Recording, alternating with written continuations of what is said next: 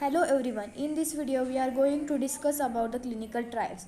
Clinical trials are research studies conducted in a human volunteer to assess the safety, efficacy and effectiveness of a medical intervention such as drugs, vaccine, medical devices and therapeutic procedures.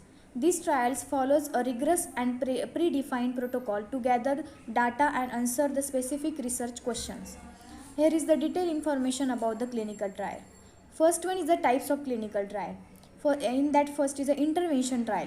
This trial tests a new drug, treatment or intervention against a standard or placebo, that is inactive substance, to determine their effects on human health.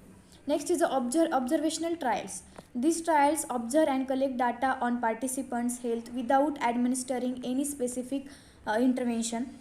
They aim to identify associations or risk factor for a certain condition. Next is the phases of clinical trial. As mentioned earlier, clinical trials are typically divided into four phases, that is phase 0, 1, 2 and 3, and may have an optional phase 4. Next is the informed consent.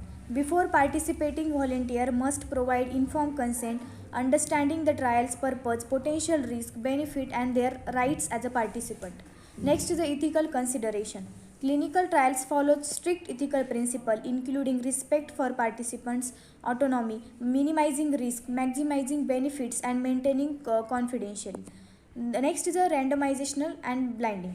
Randomization ensures the participants are assigned to different groups, for example intervention or control, randomly reducing the bias.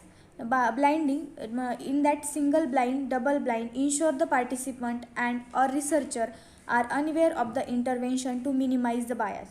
Next is the eligibility criteria. Each clinical trial has a specific eligibility criteria based on factors such as age, gender, medical history and the condition being studied. Next is the data collection and monitoring. Clinical trial data is collected systematically through the various methods such as a laboratory test, physical examination and questionnaires. An independent data and safety monitoring board, that is DSMB, oversees the trials program and ensure the participant safety. Next is the endpoint measures. Clinical trial use a primary and secondary endpoint to measure the intervention effectiveness and safety. Primary endpoints are the main outcome that the trial aims to achieve. Secondary endpoints provide additional information or supportive data. Next is a regulatory approval. Before conducting a clinical trial, researcher must obtain approval from the ethical review board and regulatory agency to ensure the participant safety and trial integrity. Last one is the reporting and publication.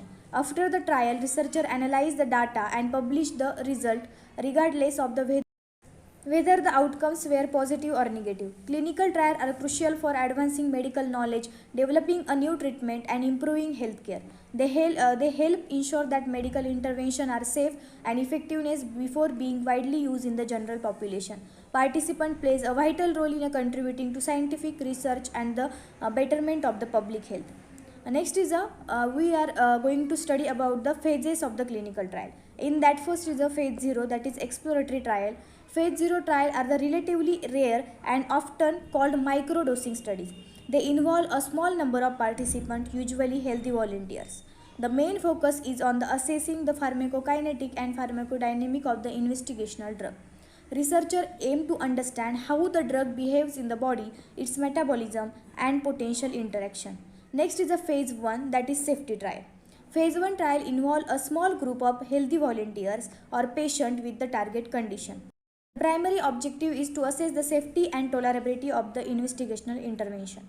Researchers determine the appropriate dosage range and identify any side effect or adverse reaction. The focus is not on effectiveness but on the ensuring the intervention is safe for the further testing. Next is the phase 2, that is efficacy trial.